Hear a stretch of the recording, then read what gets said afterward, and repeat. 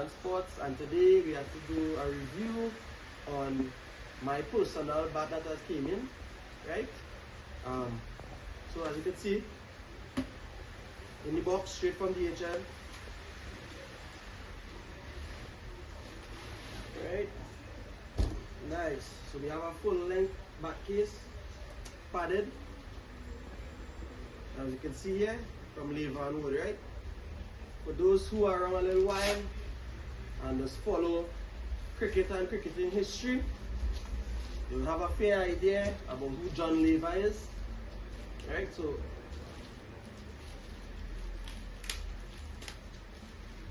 plastic, I asked specifically for them not to put on the scuff sheet because the bat needs locking in, right? So as you can see here, my brand new Laver And Wood for 2022, right? So for those who don't know who John Laver is, he is probably one of the oldest and most renowned bat makers in history, right? And they only do handcraft bats, right?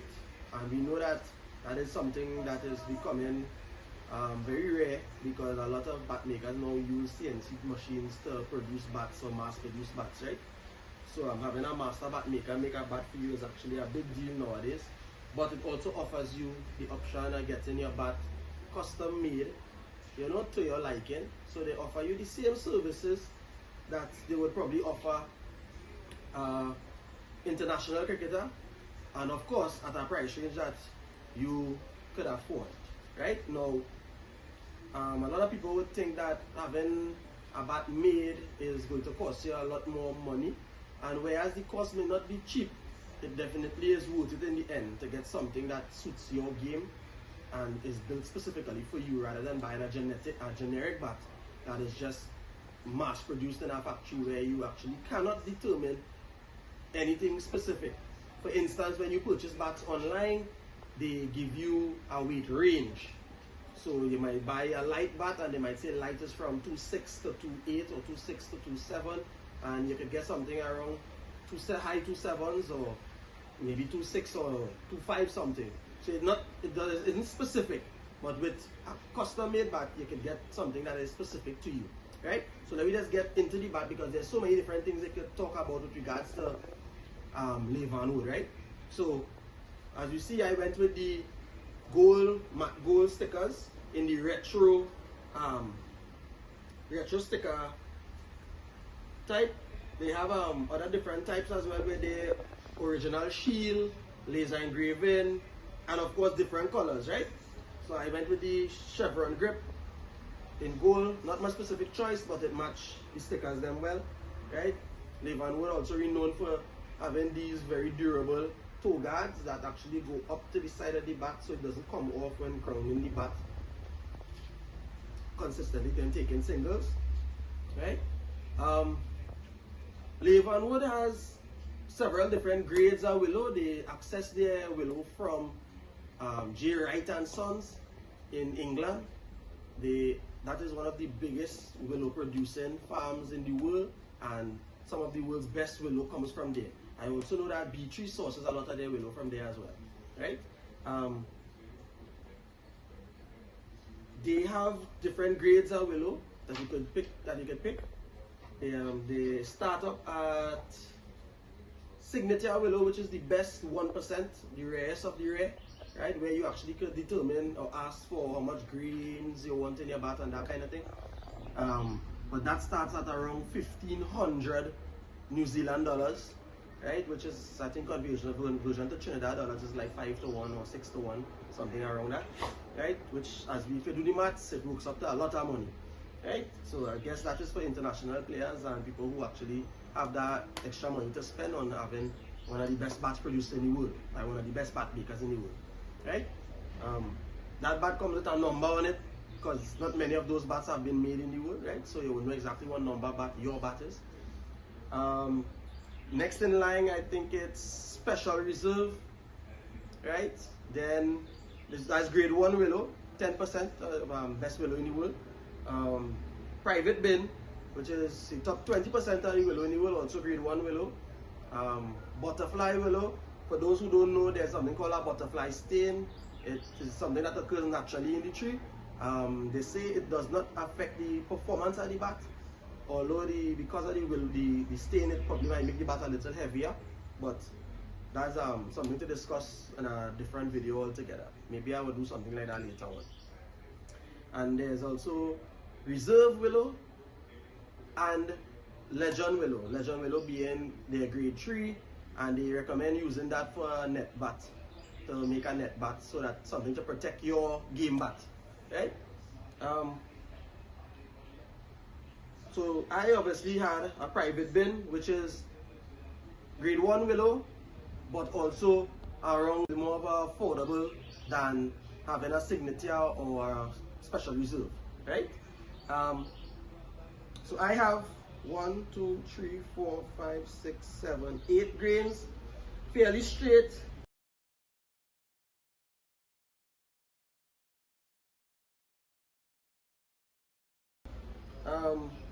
Not entirely evenly spaced, right? A small pin knot down at the toe. Nice, but the face is generally clean. The entire bat is sackwood, right? Yeah, and as you can see, Laver And Wood, because of the type of stickers we have, you can see what's going on underneath, close to the splice.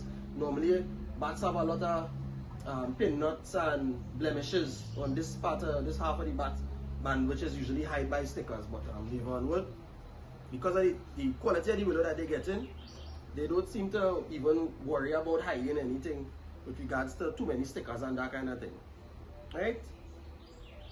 They have already boned my edges, which I'm very happy about, so I don't really have to do too much work on the edges of the bat, right?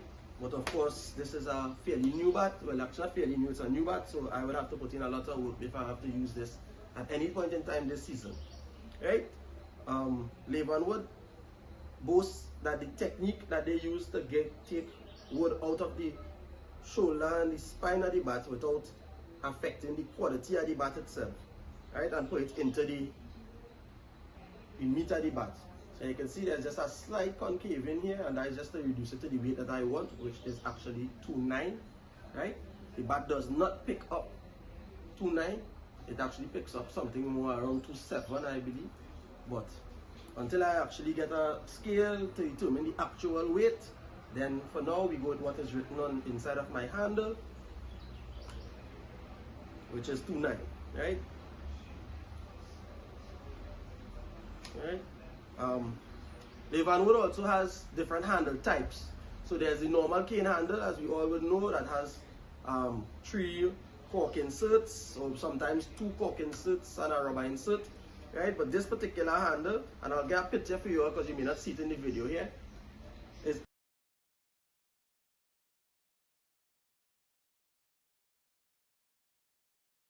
actually the C10 handle, right?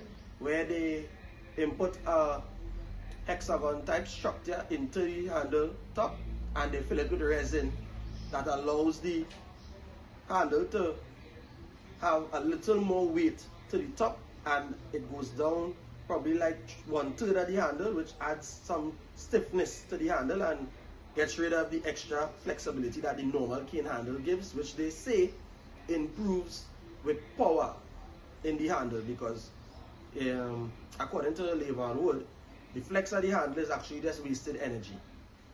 Of course, because the handle is stiffer, you may get a little more vibration out of the handle that you may feel, but really and truly, who cares about the vibration if the ball disappears over the boundary, right?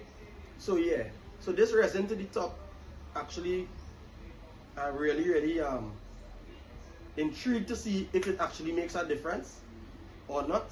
But I could say from now that the counterweight is something that's working, because I have lifted my other bats that are 2.9 and they actually feel heavier than this feels in my hand, right? But I guess until I use it in a game situation, then I can give a proper feedback as to what it is, right? Laver And Wood also has one other type of handle, and they call it the carbo handle, where a carbon rod is inserted into the middle of the handle, right?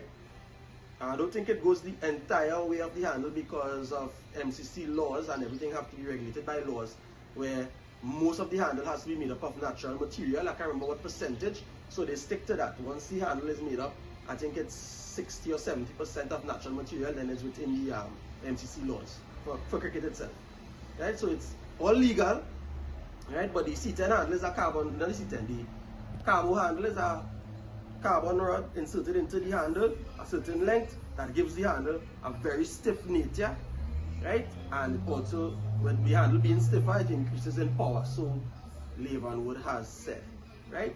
Of course, I didn't buy that one, I bought the C10, so we'll see if it makes a difference, and maybe in the future I may decide to try that one out, right? So in all, I also added my logo at the bottom here, laser engraved inside, and I must say it's really fantastic. It was done really well, and I'm really pleased by this, to be honest.